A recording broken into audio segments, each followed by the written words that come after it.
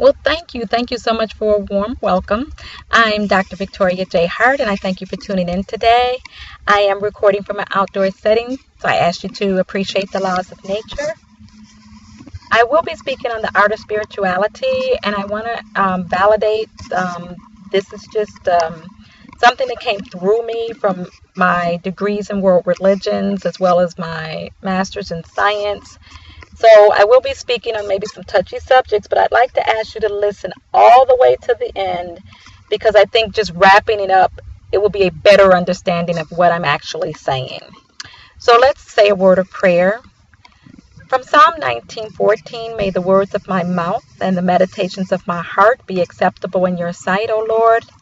Amen. So let's get started. That in his book, Reaching High, The Psychology to Spiritual Living, Dr. Marvin Garwin writes, quote, religion is a most controversial subject. Its critics have been described it as a major source of war and hatred between men, as a psychological crutch that encourages man to be weak and unrealistic about life, an outmoded relic, a superstitious leftover from prehistoric times. Also, he mentions about religious supporters, on the other hand, claim that it can bring happiness to an individual and peace among nations, that it is a guiding light in an unstable world, that life is empty without it, and that man's hope for survival and progress depends on his accepting religious principles for living. So how is that people can hold on to such opposite opinions on a single phenomenon of religion? Unquote. An interesting insight is that culture, race, and religion are often the things that most typically separate us into various camps. Could one possibly answer derived from the realization that religion and spirituality are not necessarily one of the same? In some instances, could the word religion imply authority, whereas the word spirituality might imply progress? How? The terms religion and religious often refers to social organizations created by groups of like-minded believers. As an example, some religious organizations may require total loyalty toward the institution and its human leaders and authority. Dedication may be directed first to the institution and secondly to God. The term spiritual can refer to the interpersonal experience of an individual may have with divinity. Spirituality means the unique divine experience of the individual believer. It encourages sharing of the meaningful research insights between people. Spirituality can act as a vehicle of the higher urges for expressions of useful service. The word spirituality then can be dedicated first to the divinity rather than to the organizational, individual, or material aims.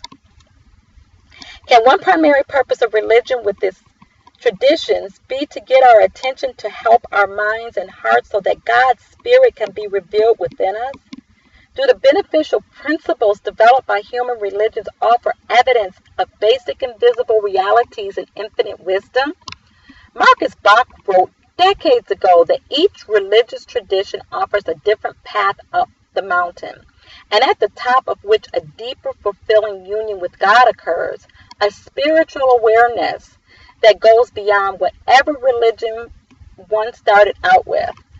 Do not these differences distinguish that religious heritage of our world?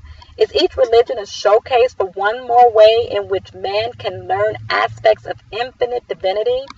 From this perspective, can we welcome the religious varieties between people?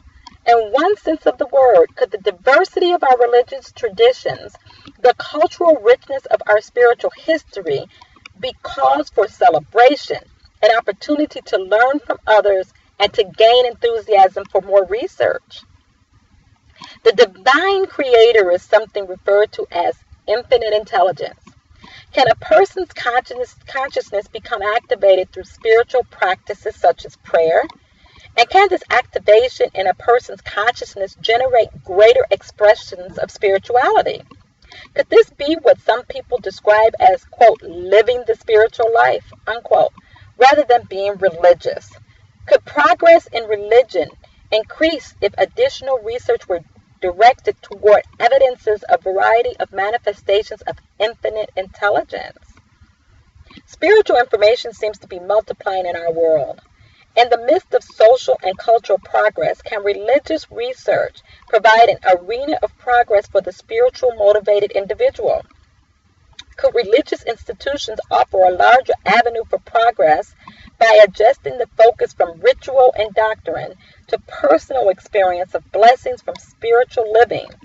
Does religion need to give up the struggle of competing with doctrines and search for the seminal truths that underlie the traditions of all the world's great religions?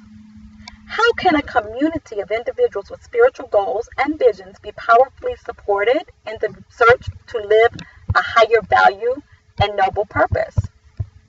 One of the most common misconceptions of our times is that science and religion conflict. Can a mature religion expand and become even more beneficial through science and statistical research?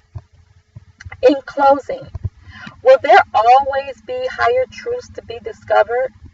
Our present religious views, while worthy, may be neither final nor complete. Developing spirituality means constantly adding new insights to our present understanding. Be open as we love God. So I thank you for tuning in today. I'm going to ask, and hopefully that this message touched you in some type of way. I welcome any kind of comments or suggestions to Ask Dr. Victoria at lightyourpurpose.com. You can email me anytime. I will answer your email. I want you to know one of my purposes is getting you on your purpose. So a part of these spiritual laws for living is to inspire you to accelerate your process by having these moral and ethical manners that support you in your purpose. I do believe that they accelerate the process because they have in my life that I've walked into my dream and my bliss, and I'm doing things really beyond my wildest dreams by living the spiritual principles that I'm sharing with you. So I asked you again to share this information with any others, and I also wish you have a wonderful and a blessed day.